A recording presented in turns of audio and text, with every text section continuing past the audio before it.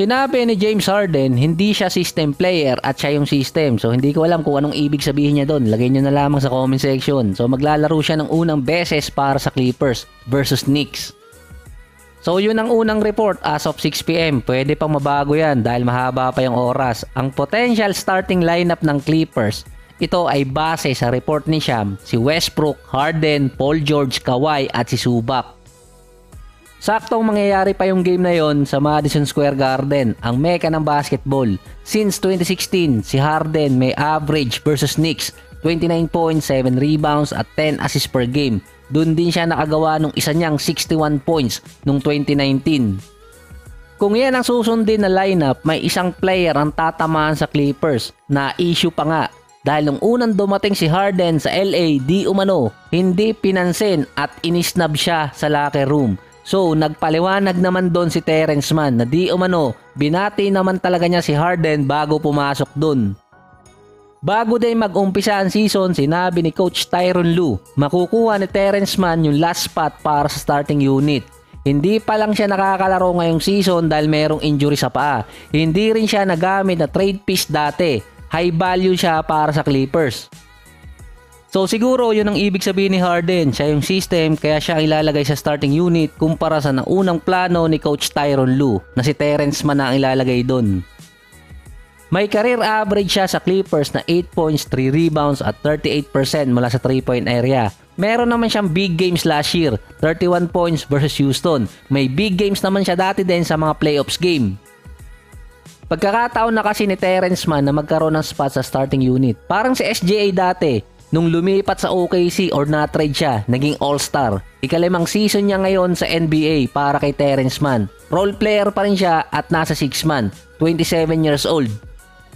Inaalagaan pa rin naman siya ng team at ang bentahe talaga ng Clippers kung walang issue ng mga injury, panlaban talaga sa playoffs. Strong first 5 dati, naging leader pa sila sa second unit. Pagdating sa points, unti-unting nawala ang balanse na yon. Dumating din si James Harden na iwan si Terrence Mann sa second unit ulit, pwera lang kung ilalagay ng Clippers si Westbrook dun.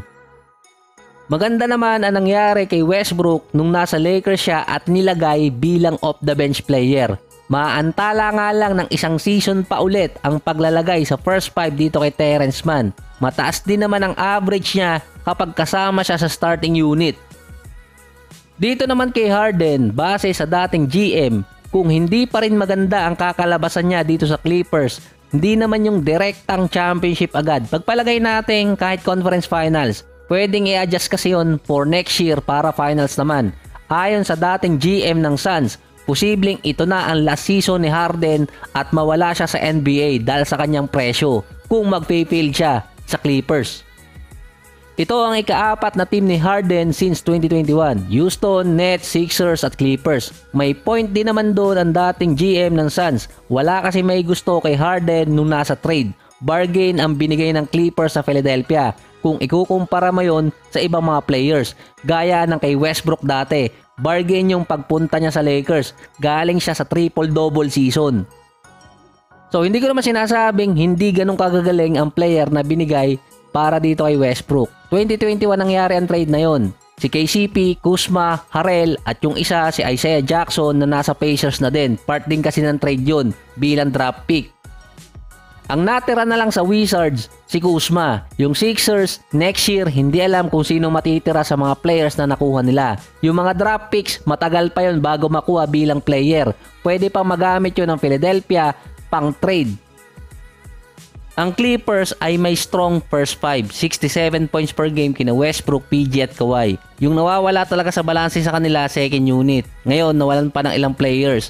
Dati kasi nung nandun si Luke Kennard, number 1 ng Clippers sa second unit nila, na maintain pa rin nila yon until last season. Ngayon nga nawala yung ibang pinigay nila dito sa Sixers.